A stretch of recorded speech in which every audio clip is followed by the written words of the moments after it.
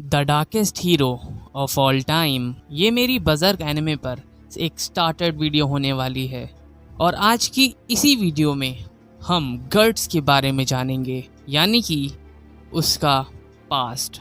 और इसके साथ साथ ही मैं आपको थोड़ी बहुत ग्लिम्स भी बताऊंगा बजर्ग एनिमे पर भी। Background story of Guts. Guts का जन्म जिस तरीके से दिखाया गया था वो सच में बहुत ही ज़्यादा क्रीपी था। छोटे से गर्ट्स के ऊपर उसकी माँ और इसके अलावा बहुत सारे लोगों की लाशें टंगी हुई थीं और तभी वहाँ से एक मर्चेनरीज का ग्रुप गुजरता है और उन लोगों की नज़र छोटे से गर्ट्स पर पड़ती है और वो ये देख के शॉक हो जाते हैं कि अभी तक ये छोटा सा बच्चा जिंदा कैसे है। वैसे तो हर कोई गर्ट्स को वहाँ से ले जाने के बारे में सोच रहा था, लेकिन हर किसी के मन में एक ही डाउट था, ये जगह श्रापित तो नहीं। क्योंकि तुम ही बताओ यार, क्योंकि तुम लोग ही बताओ, अगर तुम्हारे सामने ऐसा सिनेरियो होता तो तुम उस छोटे से बच्चे को उठाते या नहीं। लेकिन उस ग्रुप में से एक औरत गर्ट्स को अपने साथ ले जाती है और कहानी फिर हमें थोड़े साल बाद दिखाई जाती है जहाँ वो औरत बहुत ही ज़्यादा बीमार हो जाती है और गर्ट्स के सामने ही उसकी स्टेप मदर तड़प तड़प के मर जाती है। और उसके बाद जो मर्चेनरीज का कैप्टन था गैम्बिनो, वो गर्ट्स को अपने साथ रखता है। गैम्बिनो ने गर्ट्स को वो हर एक चीज़ सिखाई जो उसको सर्वाइवल के लिए ज़रूरी होती है।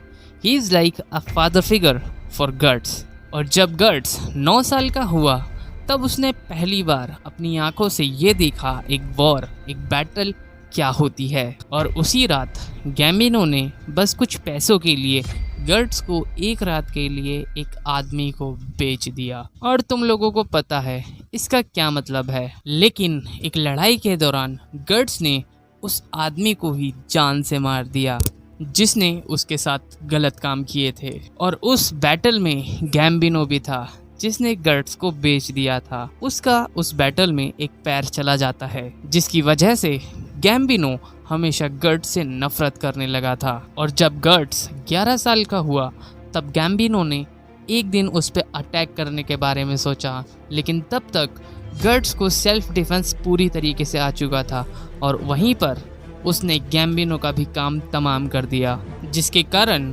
गर्ट्स को उस मर्चेनरीज के ग्रुप से भागना पड़ता है। लेकिन वो ग्रुप गर्ट्स का इतनी जल्दी से पीछा नहीं छोड़ रहा था और जैसे तैसे गर्ट्स सरवाइव कर ही रहा था, उस ग्रुप में से एक बंदे का तीर गर्ट्स को पीछे लग जाता है, जिसकी वजह से गर्ट्स एक खाई में गिर जाता है। और वहाँ पर भी उसका इंतज़ार बहुत ही ज़्यादा ब्रूटल भूखे भेड़िए कर रहे थे। लेकिन फिर भी 11 साल का गर्ट्स हार नहीं मानता है और उसको भी वो सरवाइव कर लेता है जैसे तैसे। लेकिन इस सब के चक्कर में गर्ट्स अनकॉन्शियस हो जाता है और जहाँ गर्ट्स अनकॉन्शियस हो गया था वहीं से एक दूसरा मर्चेनरीज का ग्रुप निकलता है और वो ग्रुप भी गर्ट्स को अपने साथ रख लेता है। और उसके बाद गर्ट्स की आधी लाइफ लोगों को मारने और लड़ाई में जाने इसी सब में निकाल देता है जब तक ग्रिफिथ की नज़र उस पे नहीं पड़ती। अब ग्रिफिथ को गर्ट्स हर हालत में चाहिए क्योंकि गर्ट्स की जो सर्वाइविंग स्किल्स थी, जो फाइटिंग स्किल्स थी, वो किसी भी नॉर्मल ह्यूमन से बहुत ही ज़्यादा थी। और इसी वजह से ग्रिफिथ गर्ट्स को अपनी आर्मी में ज्वाइन करना चाहता था और ग्रिफिथ ऐसा करता भी है जब वो गर्ट्स को 1-on-1 में हरा देता है। और उसके बाद ये दोनों अपनी आर्मी को साथ में लेकर विनलैंड के राजा के लिए हर एक बैटल में लड़ाई करते और यहीं पर इन दोनों की दोस्ती भी हो जाती है। गर्ट्स जो कि ग्रिफिथ को बचाने के लिए अपनी जान की बाजी लगा दिया करता था और वहीं पर ग्रिफिथ भी मुश्किल से मुश्किल फैसलों की भी परवाह ना करते हुए गर्ट्स को बचाता था। लेकिन ये ज़्यादा दिन के लिए नहीं था। जब गर्ट्स को ग्रिफिथ के सपने के बारे में पता चलता है तब गर्ट्स का पूरी तरीके से दिमाग घूमने लगता है और वो ये डिसाइड करता है कि फाइनल बैटल के बाद मैं ग्रिफिथ की आर्मी को पूरी तरीके से छोड़ दूंगा और अपने ड्रीम को परस्यू करूंगा, जिसमें ग्रिफिथ और गर्ट्स और इनकी आर्मी फाइनल बैटल को जीत जाते हैं। और उसके बाद दोबारा से ये दोनों 1 वर्सेस 1 करते हैं। लेकिन इस बार गर्ट्स की स्किल्स ग्रिफिथ के मुकाबले बहुत ज़्यादा आगे थीं, तो यहाँ पर गर्ट्स जीत जाता है और वो ग्रिफिथ को छोड़कर चला जाता है, क्योंकि गर्ट्स को अच्छे से पता था ग्रिफिथ मेरे बिना भी अपने सपने को पूरा कर सकता है। टर्निंग पॉइंट, और यहीं पर ग्रिफिथ का दिमाग पूरी तरीके से ख़राब हो जाता है, क्योंकि उसने अपने सबकॉन्शियस माइंड में ये बिठा लिया था बिना गर्ट्स के मैं अपने सपने को कभी भी पूरा नहीं कर सकता हूँ।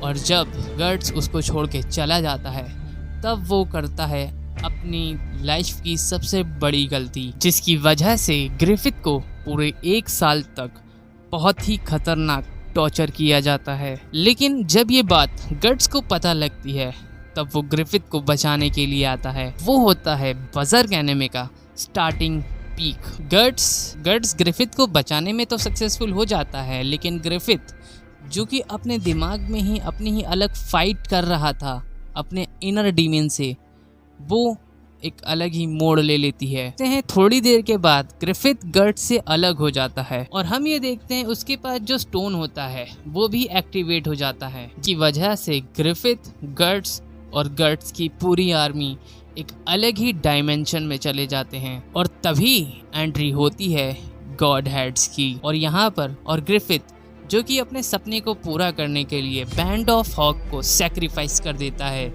यानी कि उसके मेंबर्स। उस डायमेंशन में जितने भी डीमंस थे वो सारे के सारे गर्ट्स और गर्ट्स की आर्मी को पूरी तरीके से खाने लगते हैं। और जब गर्ट्स ये देखता है कि ग्रिफिथ जिसने एक टाइम पर कैस्का को बचाया था आज वही उसके साथ गलत काम कर रहा है, और यहाँ पर गर्ट्स बहुत ही ज़्यादा रेज में आ जाता है, लेकिन वो कुछ नहीं कर सकता क्योंकि उसको चारों तरफ से डीमंस ने पकड़ रखा है। और वहाँ पर जिस डीमन ने उसके हाथ को पकड़ रखा था, गर्ट्स अपने हाथ को ही काट देता है और उसके बाद वो दुख और गुस्से दोनों को एक ही टाइम पर फील कर पा रहा था। वो जिससे सबसे ज़्यादा प्यार करता था उसी के सामने उसकी आंखों का गेम बजाया जा रहा था और वो कुछ भी नहीं कर सकता था। और तभी एंट्री होती है स्कल नाइट की, जो कि इन दोनों को वहाँ से बचा के रियल डायमेंशन में ले आता है। इक्लिप्स को सरवाइव करने के बाद कैस्का की हालत बहुत ही ज़्यादा ख़राब होने लगती है। वो गर्ट्स से दूरी बनाने लगती है और उस टाइम पर गर्ट्स के दिमाग में बस एक ही चीज़ थी, रिवेंज। तो ये थी गर्ट्स की इक्लिप्स तक की स्टोरी। और क्योंकि ये एक स्टार्टर वीडियो है तो मैंने हर एक चीज़ को डीप में नहीं एक्सप्लेन किया है। अगर तुम लोगों का इस वीडियो पर अच्छा रिस्पॉन्स आता है तो आगे भी मैं गर्ट्स और बजर्ग के ऊपर वीडियो लाता रहूँगा।